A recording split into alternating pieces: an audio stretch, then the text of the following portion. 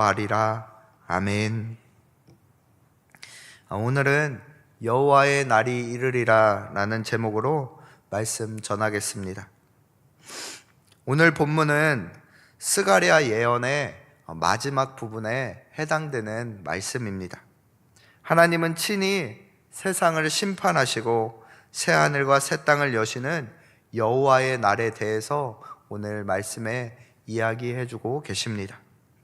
이 말씀은 단순한 먼 미래의 이야기가 아닙니다. 여호와의 날이 먼 미래에 오는 것이 아니라 이 말씀은 지금 우리에게도 하나님께서 해주시는 말씀인 줄로 믿습니다. 오늘 1절은 이렇게 시작합니다. 여호와의 날이 이르리라 라고 하면서 말씀이 시작되고 있습니다. 성경에서요, 여호와의 날이라고 하면 두 가지 의미를 갖습니다. 하나는 하나님의 심판의 날이며 또 하나는 동시에 하나님의 구원의 날을 의미할 때 여호와의 날이다 라고 말씀합니다.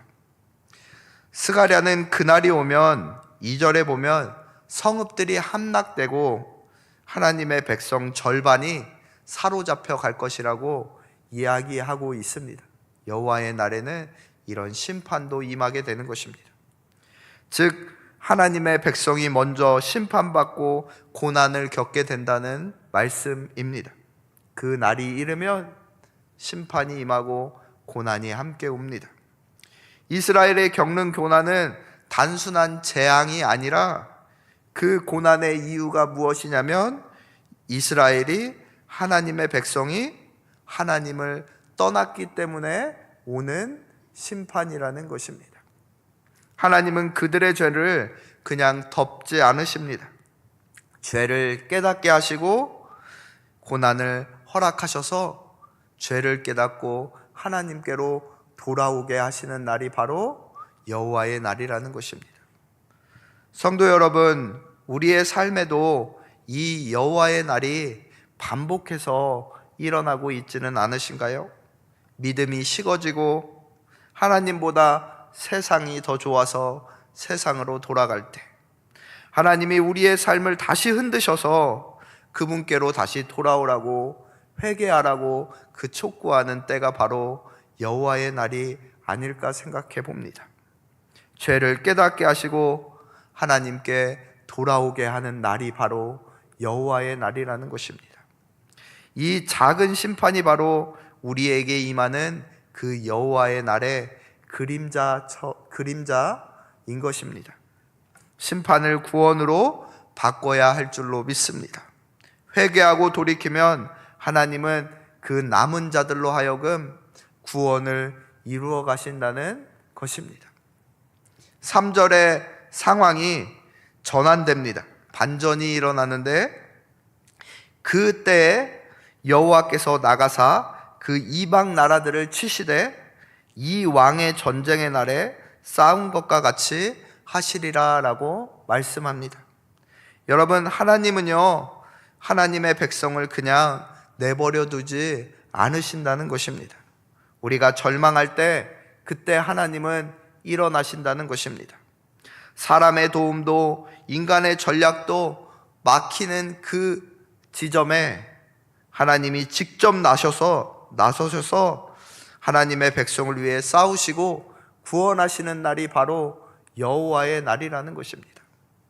스가랴는 이 장면을 이렇게 묘사하는데 이 왕의 전쟁의 날이라고 묘사하고 있습니다. 이것은 과거에 하나님이 이스라엘 백성들을 위해서 친히 싸우셨던 그 날을 떠오르게 합니다. 홍해 앞에서 애굽의 군대를 하나님이 친히 무찌르신 이 왕의 전쟁, 여리고성 앞에서 이스라엘을 대신해서 친히 여리고성을 무너뜨렸던 하나님의 이 왕의 전쟁, 다윗을 통해 블레셋을 물리친 날들이 바로 이 왕의 전쟁을 떠오르게 하는 전쟁입니다. 그 모든 전쟁의 승리는 하나님께서 친히 이루신 줄로 믿습니다.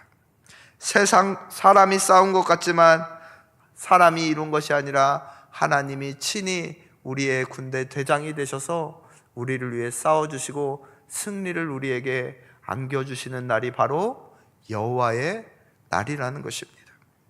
오늘날도 마찬가지입니다. 우리 인생의 전쟁터에서 하나님은 우리의 앞장서서 이 왕의 전쟁의 날에 친히 싸워주시고 계십니다. 우리가 무릎 꿇고 기도할 때 그분이 보이지 않게 역사하고 계신 줄을 믿으시기 바랍니다. 우리의 싸움을 하나님 자신의 싸움으로 바꿔주시는 분이 하나님이십니다. 우리가 회개하고 돌이킬 때 이방의 모든 적들을 하나님이 친히 물리쳐 주실 것입니다. 사절은 이렇게 말합니다. 그 날에 그의 발이 예루살렘 앞 곧 동쪽 감람산에 서실 것이요 라고 말하고 있습니다. 이 말씀은 메시아에 대한 예언의 말씀입니다. 바로 예수님의 예루살렘 입성 사건이 떠오르게 하는 말씀입니다. 예수님께서 십자가를 지시기 전 감람산 위에서 제자들에게 이렇게 말합니다. 그 감람산 위에 서셔서 저 맞은편 마을로 가서 나귀를 풀어오라 라고 말씀하십니다. 예루살렘 입성하기 전에 감람산 위에 서셔서 저 맞은편 마을에 가면 나귀가 묶여 있을 텐데 그 나귀를 풀어오라. 여러분, 이 말씀은요 공간복음 모두에 등장합니다. 마태복음 21장 1절에서 3절, 마가복음 11장 1절에서 3절, 누가복음 19장 29절에서 31절, 모든 그 공간복음에서 감람산 위에서 예수님이 제자들을 보내시며 나귀 새끼를 풀어오라고 말씀하고 있습니다. 메시아에 대한 예언입니다. 예수님은 그 제자들이 풀어온 그 나귀 새끼를 타고 예루살렘으로 겸손의 왕으로 입성하십니다. 백성들은 종려나무 가지를 흔들어 외쳤습니다.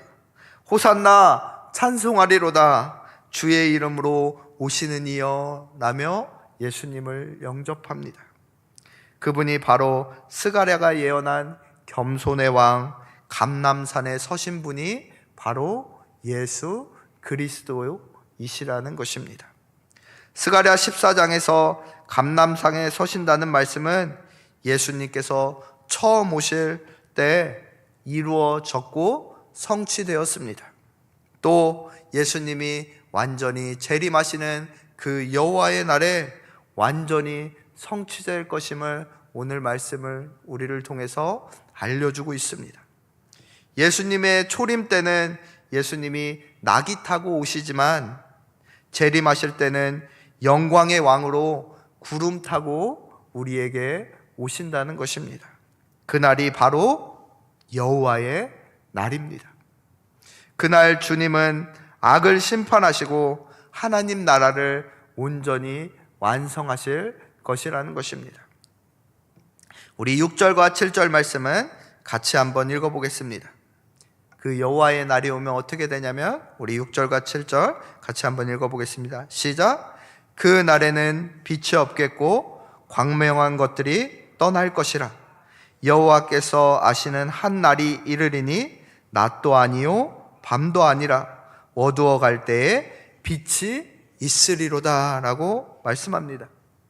이게 하나님의 날이 이를 때 임하는 현상인데요, 참 묘한 게 뭐냐면 하나님의 날이 임하면 빛이 사라진다고 말합니다. 광명이 떠날 것이라고 그렇게 말합니다. 어떻게 구원의 날처럼 보이세요? 빛이 다 사라지고 구원의 날 같습니까? 심판의 날 같습니까? 모든 빛이 사라지는 그 현상, 마치 심판의 날처럼 느껴지지만 그러나 빛이 사라진다는 것은 절망이 아닙니다. 이 빛이 사라진다는 것은 하나님의 빛만 남게 되는 날을 의미하는 것입니다. 모든 빛은 사라지지만 여호와의 빛이 남을 것이다 라고 말하는 거예요. 세상의 빛, 인간의 영광, 사람의 모든 지식과 영광은 다 사라지지만 오직 하나님이 빛 되시는 날이 온다는 것입니다. 예수 그리스도께서 빛이 되셔서 우리에게 오시는 날이 바로 이 여호와의 날이라는 거예요. 그 날은 하나님이 아시는 날, 곧 영원한 나라가 시작되는 것입니다. 어두워갈 때 뭐예요? 빛이 있으리로다. 그 빛이 누구예요? 바로 세상을 비치는 예수 그리스도의 빛이라는 것입니다. 그래서 이사야 60장은 이렇게 말합니다. 다시는 낮의 해가 내게 빛이 되지 아니하며 달도 내게 빛을 비추지 아니할 것이요 오직 여호와가 내게 영원한 빛이 되시며 내 하나님이 내 영광이 되시리라.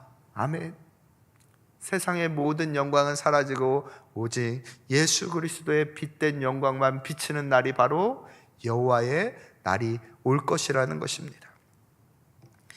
요한계시록 21장도 같은 말씀을 합니다. 그 성은 해나 달의 빛이 쓸데없으니 이는 하나님의 영광이 비치고 어린 양이 그 등불이 되심이라.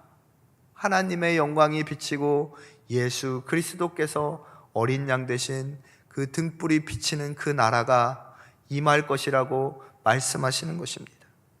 사랑하는 성도 여러분, 우리가 걷는 이 어두운 시대 속에서 그리스도께서 우리의 유일한 빛 되심을 믿음으로 나아가시길 축원합니다.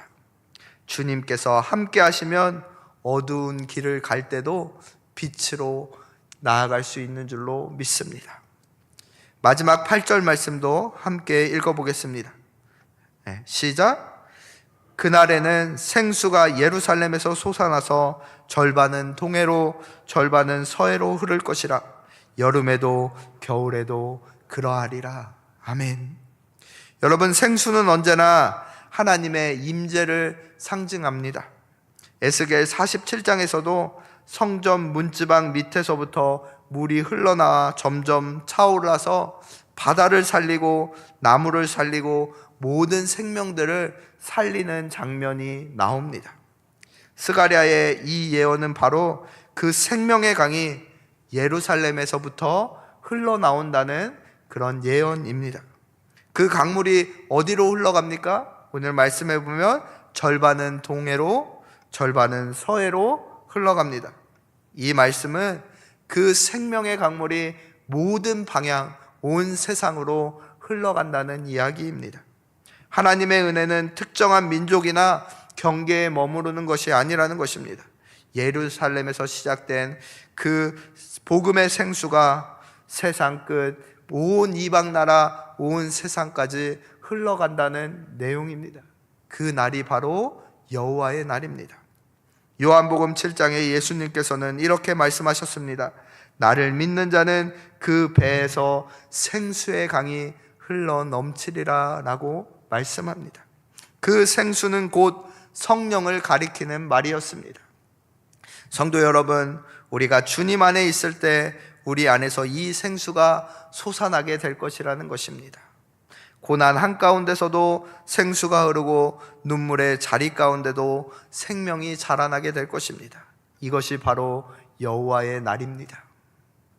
사랑하는 여러분, 스가랴 14장은 여호와의 날은 심판의 날이지만 동시에 구원의 날이 이른다는 말씀입니다. 하나님을 대적하는 자에게는 두려운 심판의 날이 될 것입니다. 그러나 하나님을 신뢰하는 자는 눈물을 닦아주는 날, 주님의 영원하신 통치, 평화의 날, 하나님의 나라가 임재하는 날이 될 것입니다.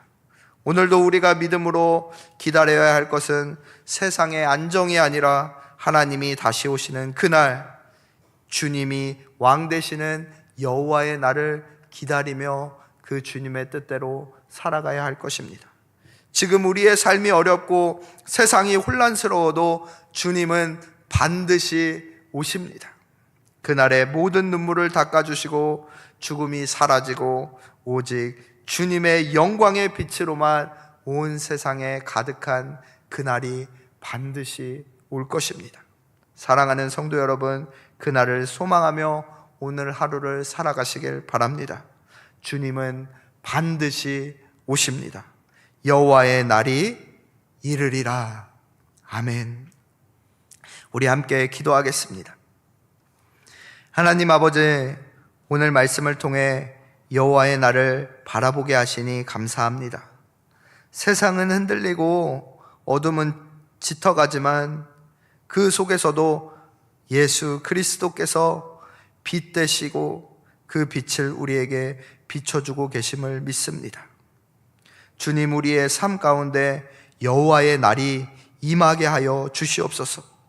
내 안에 교만과 불순종이 무너지게 하시고 주님만이 왕 되시는 은혜를 경험하게 하여 주시옵소서. 고난 속에서도 주님이 나와 함께 싸우심을 믿고 감람산에서 우리를 위해 서신 예수님을 바라보게 하여 주시옵소서. 오늘 하루도 성령의 생수가 우리 안에 흘러 넘치게 하시고 그 물이 가정과 일터와 교회로 흘러가게 하여 주시옵소서. 여호와께서 왕이 되시리라 이 말씀을 붙잡고 주님 오실 그날까지 믿음 지키며 살아가게 하여 주시옵소서. 우리의 왕 되신 예수 그리스도의 이름으로 기도드립니다. 아멘. 하늘에 계신 우리 아버지의